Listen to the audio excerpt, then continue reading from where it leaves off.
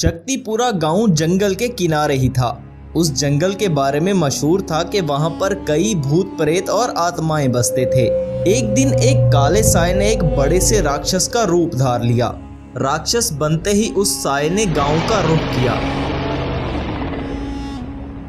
गांव में आते ही उस राक्षस ने तबाही मचाना शुरू कर दी।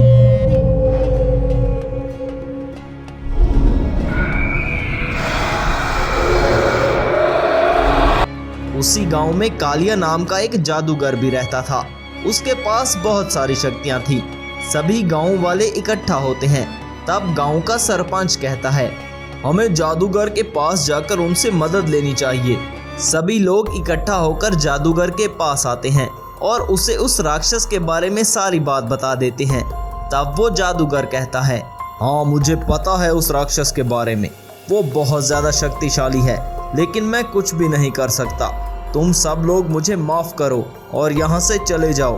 तब गांव के सरपंच ने कहा, महाराज हम जानते हैं आपके पास बहुत सारी शक्तियां हैं और आप ही हमें उस राक्षस से बचा सकते हैं। अगर आप चाहें तो उस राक्षस को अवश्य रोक सकते हैं। ये सुनकर जादूगर ने कहा, अगर मैंने उस राक्षस को रोका तो मेरी सारी शक्तियां चली जाएंगी। तब मैं एक जादूगर से एक साधारण इंसान जैसा बन जाऊंगा। तब सभी गांव वाले मिलकर जादूगर से कहते हैं, हमें बचा लीजिए महाराज, वरना इस गांव में कोई नहीं बचेगा। वो राक्षस सबको खा जाएगा। तब वो जादूगर उस राक्षस को रोकने की ठान लेता है। कुछ दिन बाद वो राक्षस फिर से गांव में तबाही मचाने के लिए आता है। तब उसके सामने वो जादूगर आ जाता है।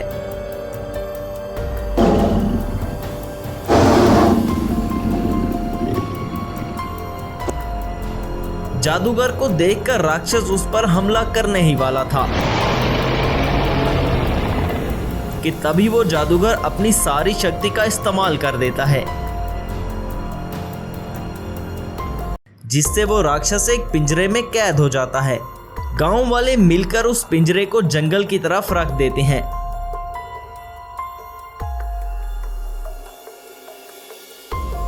तब वो जादूगर एक साधारण इंसान बन चुका था और वो गांव वालों से कहता है, अब कोई भी इंसान इस पिंजरे के पास नहीं जाएगा, क्योंकि अगर इंसानी हाथ ने उस पिंजरे को छू लिया तो वो राक्षस फिर से आजाद हो जाएगा। यूं कुछ दिन बीत जाते हैं। तब सरपंच का बेटा शहर से पढ़ लिख कर वापस आता है। वो एक मैकेनिकल इंजीनियर था। उसके साथ उसका एक दोस्त भी था। वो गाँव में नया नया आया था, इसलिए वो अपने पिताजी से कहता है, पिताजी मैं गाँव में घूमने के लिए जा रहा हूँ। तब सरपंच अपने बेटे को जंगल में जाने से मना कर देता है। बेटा तुम गांव के पास वाले जंगल में मत जाना, वहाँ एक खौफनाक राक्षस कैद है। उससे तुम्हारी और सब गांव वालों की जान को खतरा हो सकता है। सरपंच के बेटे का नाम करण था और उसके दोस्त का नाम मुकेश था।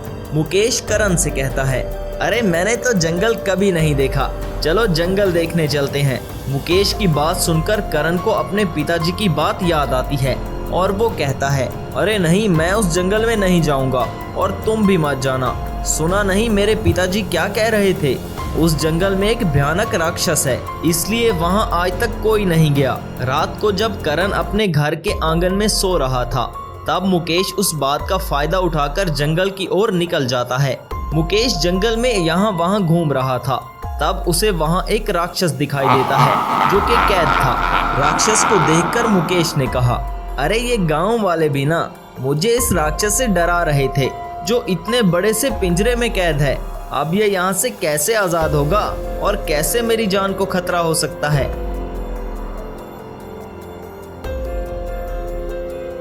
मुकेश उस पिंजरे को जाकर हाथ लगाता है और कहता है, अरे देखो राक्षस, मैं जंगल में आ चुका हूँ और तुम मेरा कुछ नहीं बिगाड़ सकते। वहाँ सुबह करण नींद से उठ जाता है। उसे मुकेश कहीं दिखाई नहीं देता तो वो बहुत परेशान हो जाता है और कहता है, अरे ये मुकेश कहाँ चला गया, कहीं वो उस जंगल की तरफ तो नहीं चला गया। मुझे उसे जाकर रोकना होगा, वरना वो राक्षस उसे मार डालेगा। पिंजरे को हाथ लगाते ही वो राक्षस पिंजरे से बाहर आ जाता है। ये देखकर मुकेश ने कहा, अरे बाप रे बाप, ये तो सच में बाहर आ गया। ऐसा कहकर मुकेश वहाँ से भागने लगता है, लेकिन राक्षस के सामने आ जाता है और वो उसे मार डालता है।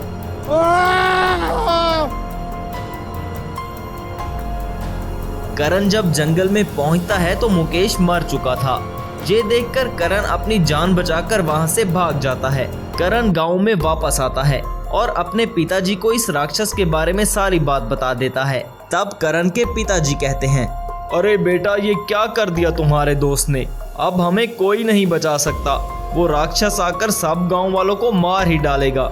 ये सुनकर करण ने कहा, पिताजी, आपका बेटा एक मैकेनिकल इंजीनियर है, मैं उस राक्षस को रोक सकता हूँ। आपके पास जो पुराना ट्रैक्टर था वो कहाँ है? तब सरपंच ने कहा, अरे बेटा, तुम उस खटारा ट्रैक्टर का आखिर क्या करोगे?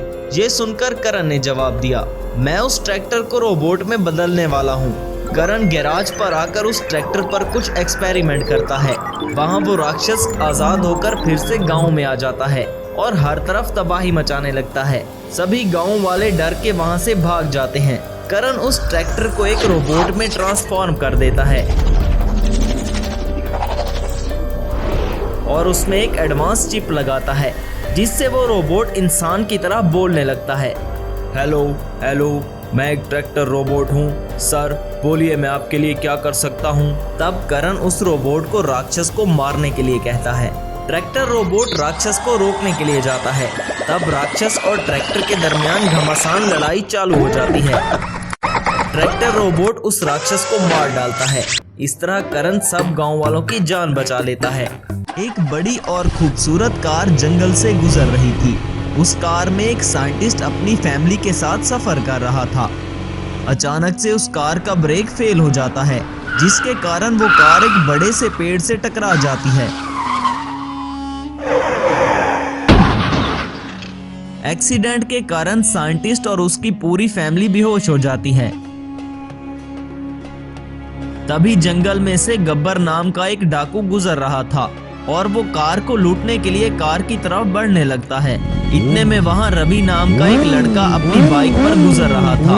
वो कार को इस हालत में देखकर वहां रुक जाता है।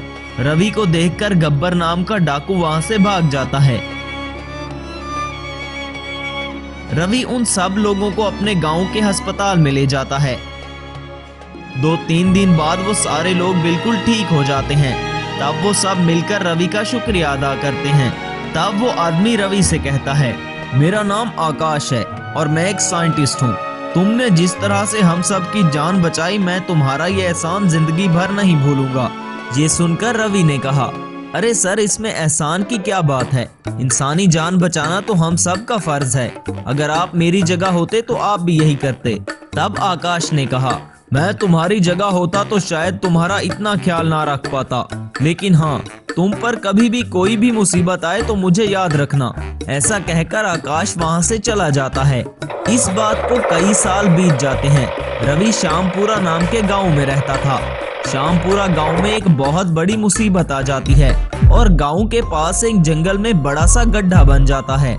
इस बात का पता गांव वालों को चलता है तो सब गांव वाले इस गड्ढे को भरने की कोशिश करते हैं, क्योंकि वो गड्ढा बढ़ते ही जा रहा था और गांव के पास आते जा रहा था। गांव वाले जेसीबी की मदद से उस गड्ढे में मिट्टी डालते हैं, लेकिन वो गड्ढा बिल्कुल भी भरने का नाम नहीं ले रहा था। एक दिन अचानक उस गड्ढे से एक वाटरमेलन मॉन्स्टर बाहर आता है। जैसे ही वो शैतान बाहर आता है, वो गड्ढा अपने आप ही भर जाता है। देखने में ऐसा लग रहा था जैसे यहाँ कभी कोई गड्ढा था ही नहीं। अगली सुबह जाकर गांव वाले देखते हैं तो उनको वो गड्ढा दिखाई नहीं देता। तब सब गांव वाले बहुत खुश हो जाते हैं कि चलो इस मुसीबत से तो जान छूटी। लेकिन ये कोई नहीं जानता था कि असल मुसीबत तो अब इस गांव में आने वाली है। अगले दिन वो वाटरमेलन मॉन्स्टर गांव में घुस आता है।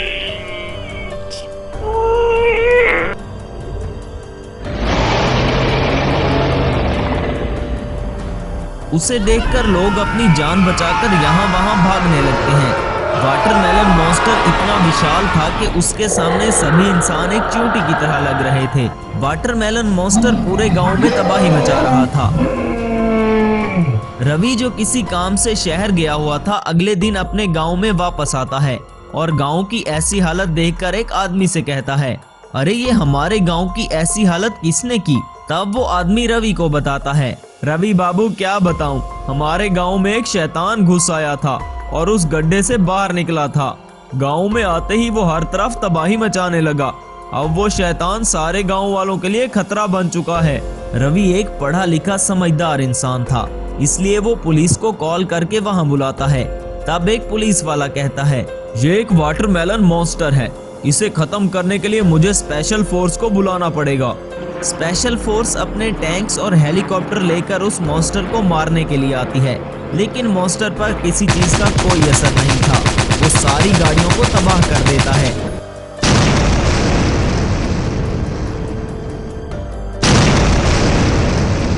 ये सब देखकर रवि को उस आकाश नामी साइंटिस्ट की बात याद आती है। उस साइंटिस्ट ने जाने से पहले रवि से कहा था कि तुम पर जब भी कोई मुसीबत आए मुझे याद करना, मैं तुम्हारी मदद करूंगा। अगले दिन रवि आकाश के पास उसकी लैब में जाता है। आकाश इस शहर का सबसे बड़ा साइंटिस्ट था। तब आकाश ने रवि से कहा, अरे रवि, मेरे दोस्त कैसे आना हुआ, मैं तुम्हारी क्या मदद कर सकता हूँ।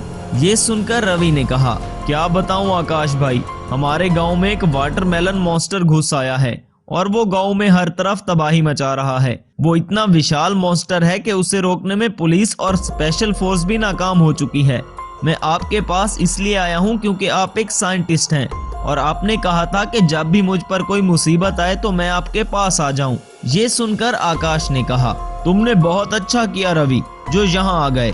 मैं इस वाटरमेलन मॉन्स्टर को रोकने के लिए अपनी लैब में एक विशाल रोबोट बनाऊंगा। मुझे पूरी उम्मीद है कि मेरा बनाया हुआ रोबोट उस वाटरमेलन रोबोट को खत्म कर देगा।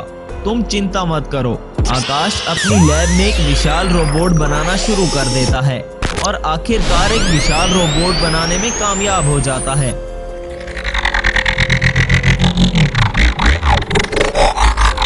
आकाश अपने रोबोट को गांव में लोगों की हिफाजत के लिए भेजता है। वो रोबोट गांव में आता है तो उसका सामना उस खतरनाक वाटरमेलन रोबोट से होता है। दोनों के दरमियान लड़ाई शुरू होती है।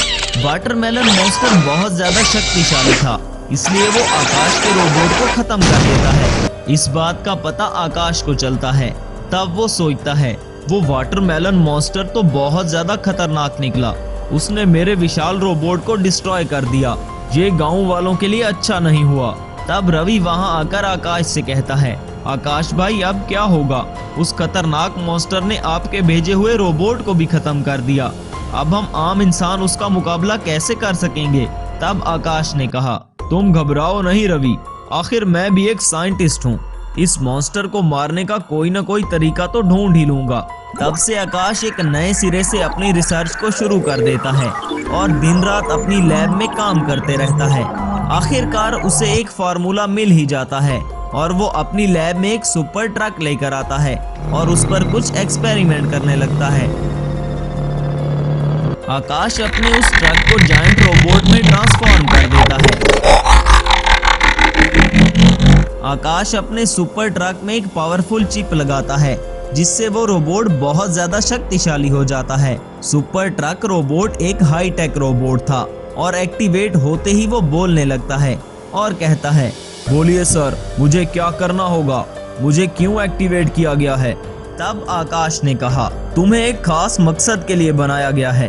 पास वाले गांव में जाकर तुम्हें एक वाटरमेलन मॉन्स्टर को खत्म करना होगा जो सब लोगों की जान ले रहा है। सुपर ट्रक रोबोट उस गांव में जाता है और वो इस वाटरमेलन रोबोट को ढूंढने लगता है। जायंट वाटरमेलन मॉन्स्टर और सुपर ट्रक रोबोट में खतरनाक जंग होती है। 3, 2, 1, fight!